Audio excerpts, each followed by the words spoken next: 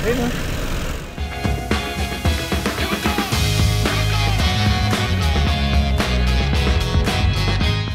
Ito, malalakas pala kasama natin ngayon. Kami lang mahina ngayon. Kahirap ng bike sir eh. Kami lang mahina.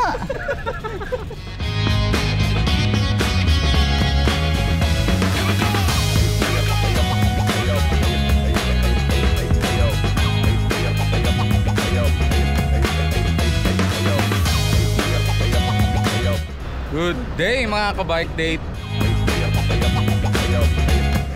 Madaling araw na naman kami umalis ngayon. Pupunta sa aming destination sa Vermosa. Mga kasama natin doon yung aking office mates and friends. The rest nag-aantay na doon sa Vermosa. Dito kami nadaan ngayon sa Governor's Drive or sa Zigzag ang tawag namin dito. Ang bigat dito. Wala pang buwelo, 6% gradient na kagad.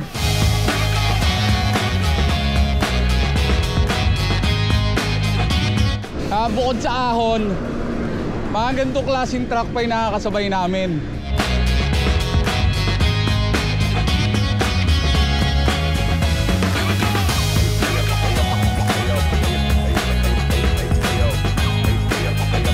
(6 AM yung meet up namin sa may Dasma.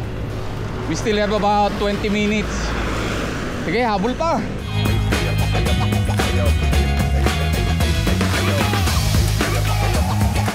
Nasa gilid kami ng kalsada.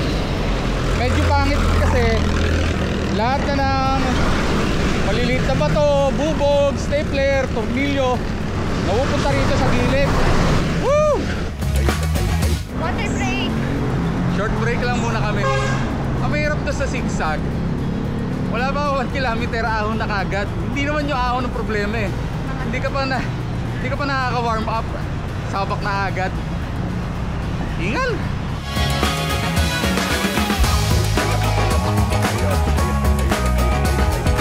General Mariano Alvarez na tayo sa Cavite or GMA.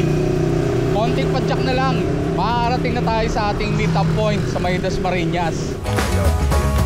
Boundary na tayo ng GMA at sa Dasmariñas, Cavite.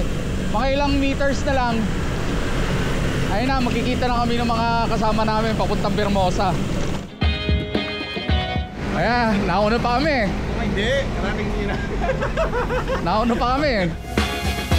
Ayun, di na kami masyado nagtagal.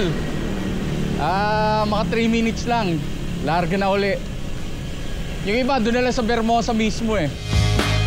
Mula doon kanina sa meet-up point namin, papunta ng Vermosa Gate. Siguro abuti pa tayong mga 8 kilometers. Pero okay lang kasi pababa naman to. Yung camera na ginagamit ko ay may pure shot mode, maliwanag sa low light. Kapag golden hour na, medyo malabo. Ibalik ko na sa normal mode. Okay na, maayos na uli.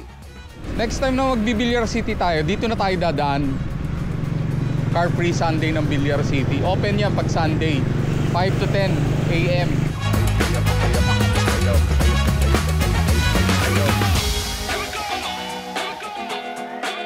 Kapag lagpas natin ang intersection, malapit na tayo. Ayan, papasok na tayo ng Vermosa. Mula doon sa Molina Road.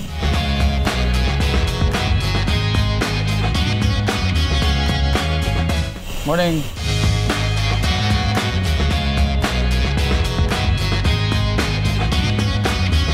Ang Vermosa ay isang residential estate ng Ayala. Mayroon itong malawak na open spaces para sa biking at running. Isa sa mga exciting na program dito ay ang Open Streets Weekends. Tuwing Sabado at Linggo, isinasara ang ilang pangunahing kalsada para maging car-free zones. May mga event tulad ng National Age Group Duathlon na dinaganap dito. Kung naghahanap kayo ng lugar na perfect para sa inyong fitness journey, subukan ninyo ang Vermosa. Siguradong mag-e-enjoy kayo. Katulad ngayon, ang daming tao. Ayun o.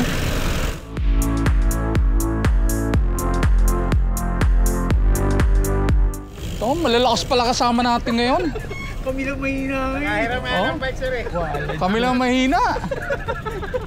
Ay, ito na yung mga kasama natin ngayon. Nag-aantay Hello, na kami. good morning, Si Sir Sir Richard. Renan. Happy birthday, Renan. Thank you. Sa kanyang buting asawa, si Des. Birthday na bukas. Kasi mga tropang FT pa lang yan. Si Pong. Morning! Oh, shout out. Shout out sa asawa ko. Morning sir. Morning sir. Taga-Armona pala to eh. So, may kasabay tayo mamaya. Hintayin na lang natin yung iba sa harap ng Bermosa signage. Pit dito eh, mamaw eh. Sino kasama mo? Dumating na si Richard. Pwede na tayong mag-group pic. Tara na, ride out na tayo. Sukatin natin ang isang buong loop dito sa Bermosa. Nandito tayo ngayon sa Bermosa Sports Hub. Ito ay isang state-of-the-art na sports facility at kilalang premier training ground ng mga amateur at professional athletes dito sa Pilipinas. Meron itong FINA Standard Olympic size swimming pool at IAAF Standard 400-meter track oval. Meron din silang sports science laboratory.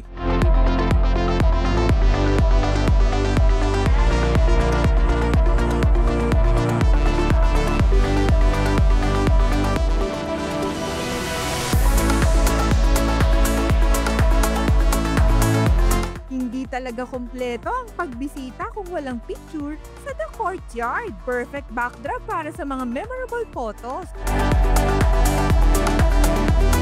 Dito na sa dulo. U-turn na tayo. Turn right tayo papuntang rotonda na pinasukan natin kanina.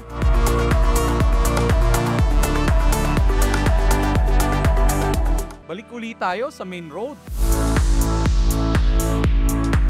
Napansin ko na medyo nag-mature na rin yung mga puno dito kumpara sa huling bisita natin. Ang ganda ng ambience, mas presko at mas maganda na ang paligid.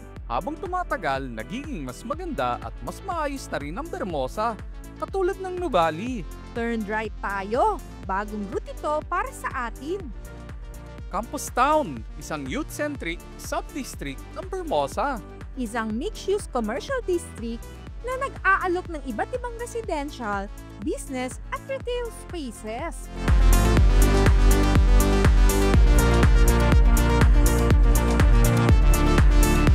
Nandito pala ang De La Salle Sobel, ang laki ng school.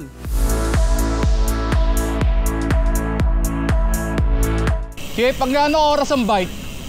9 po. 9?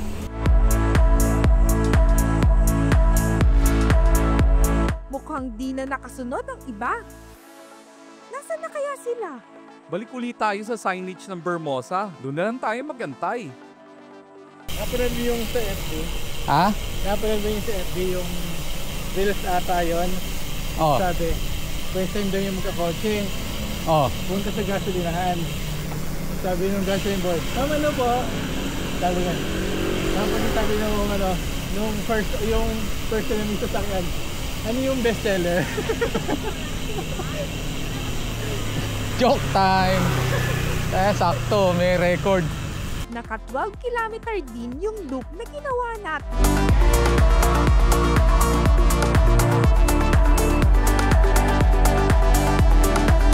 Papunta na kami ng bukid. Gravel road. Ito na pala yung kapihan sa bukid. Magpapa-breakfast si Renan dahil birthday niya. Alright. Kasi kami follower lang kami ng Roylot Bike eh. Walang grupo. Kaya followers lang ano. Ang saya ng salo-salo. Pagpalaing kanawa.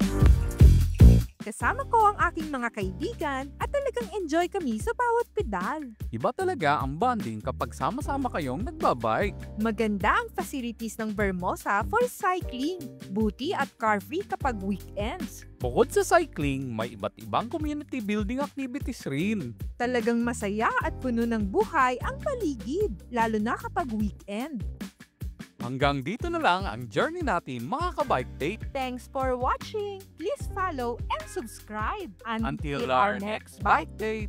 Bye!